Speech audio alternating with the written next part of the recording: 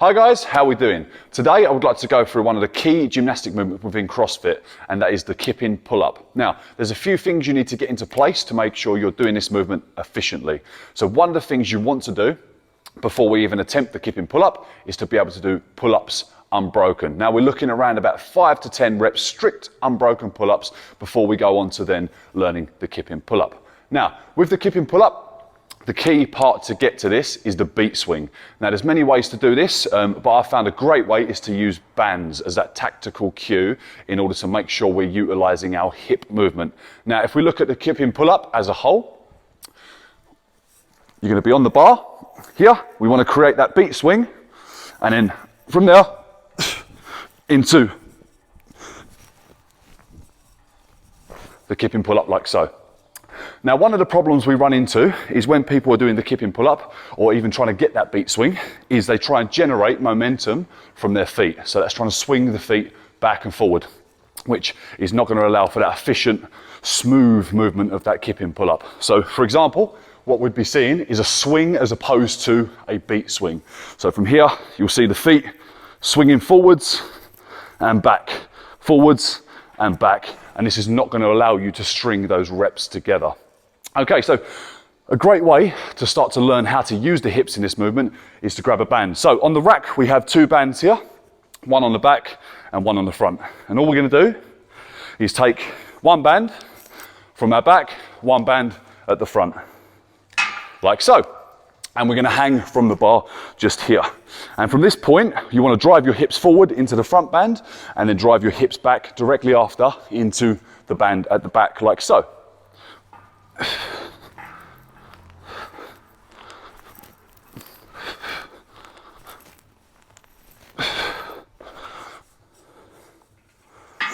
Cool. So at this point, we should start to get that momentum, and the band does help us a little bit by pushing the hips back and forwards again and again until we start to string that beat swing into place. Now, after a while, you're going to find that you can do sort of 10, 20 beat swings quite comfortably. Once you're at this point, and you've obviously completed the ability to do 5 to 10 unbroken pull-ups, and you've managed to get the beat swing, now we can look at starting to pull ourselves up onto the bar. Another key thing I would probably suggest as well, whilst practicing these, is have chalk. Chalk is going to be essential for not ripping your hands apart. So, now, once we've got the beat swing, and we've also got the strict pull-ups, we want to start to be able to get one pull-up, okay? So one Kipping Pull-Up, and then stop at a dead point. So for example, it will look something like this. Here.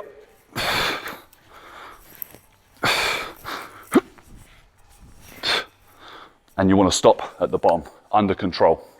So what we're looking at doing is looking at getting a bit more height. So as we come up into that beat swing and we're rocking back and forward with our arms above our head, we want to try and generate some energy through the lats, okay? So engage them lats, we're going to pop ourselves up, keeping that hollow core position here, and then back down, up, hollow core position, and then at the last moment, what we're going to do is pull ourselves into the bar, and then back down and stop into a dead stop position.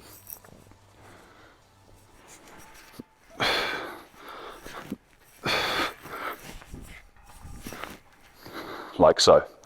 So once you can do one of these, what you can start to do is then string a couple together. Now, at this point, we want to avoid dropping straight down, okay? So from this position, we're going to come up into that swing, pull ourselves to the bar, and we're not going to allow to drop straight down because this is going to bring us to a dead stop. We're going to lose that momentum, and we're not going to be able to string the next one together. So what we want to do is from this point, when we reach the top of the bar, is to literally push away, okay? So you're almost like you're pushing that bar, almost like you're doing a bench press, for example. If you was laying down doing a bench press, you'll be doing the same thing, but in that kipping position. So pushing the bar away, back down into that beat swing position, and then straight back up. So once you can do that, we're going to do a couple, and then go back to that dead stop.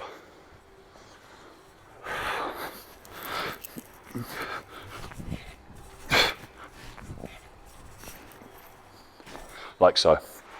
Now the reason we do this dead stop is so we can get the Kipping Pull-Up under control. And that gives us the ability to reduce some injury and going down into that dead stop position. Once you've managed to string a few together, that is your Kipping Pull-Up pretty much done. Some of the key points we want to keep into place is keeping the feet nice and close together. So making sure we're solid, nice tight core, and we keep that core engaged throughout. Don't let everything go loose and relax, because what you'll find is then you're not going to be strong with that midline, and you're going to end up in a position where you potentially could injure your lower back. Now, there is some accessory drills you can do along with this one, but it's something that you just need to practice really, and you are going to find you're going to get some sore hands and potentially cut hands in the process. I would avoid using gloves and probably stick with chalk, because we lose a bit of that sensitivity with the bar, and I find the grip is not as good. So to summarize this, what we want to try and do is making sure, first of all, we get them 10 pull-ups. Straight after them 10 pull-ups, we practice that beat with the band, nice and easy. Once we get a beat, string one together, and then go to that dead stop, and then string a few together, back to that dead stop, and after that, we're going to start to string more together there on after. Guys, if you've got any questions, or you want to see more videos like this, or if you've got any videos in mind you would like to see, drop me a message in the comment section below. Peace.